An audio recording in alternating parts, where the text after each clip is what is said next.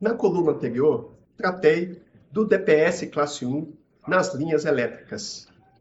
O DPS classe 1 ele é obrigatório na presença de um SPDA, ou quando a análise de risco, conforme a parte 2 da NBR 5419, estabelecer sua obrigatoriedade.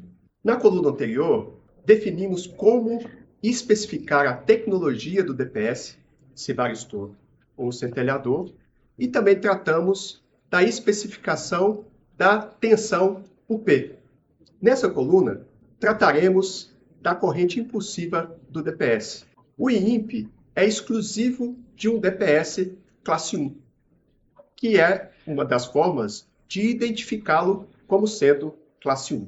Se o DPS tiver na sua especificação apenas IN, é sinal de que ele não é um DPS classe 1, mas um DPS classe 2 ou 3, e não é adequado para a instalação na entrada da linha elétrica, no caso da presença de um SPDA, na instalação de um SPDA, ou quando a análise de risco, segundo a parte 2 da 5419, exigir DPS nas entradas das linhas.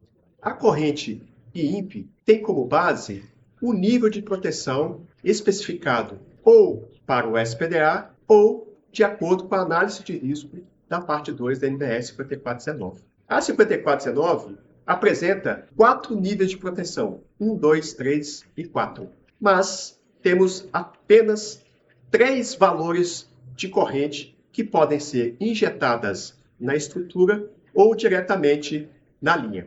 Essas correntes são 200 kA para nível de proteção 1, 150 kA para nível de proteção 2 e 100 kA para nível de proteção 3 e 4.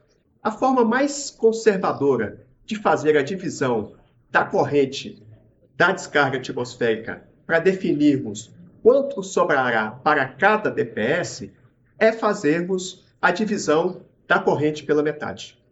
Então, a corrente que foi injetada na estrutura, que atingir diretamente a estrutura, 50% dela nós vamos considerar que ela vai para o solo, o eletrodo de aterramento, e a outra metade, os outros 50%, vão sair da estrutura pela linha que chega na estrutura. As linhas, elas são compostas, geralmente, por mais de um condutor.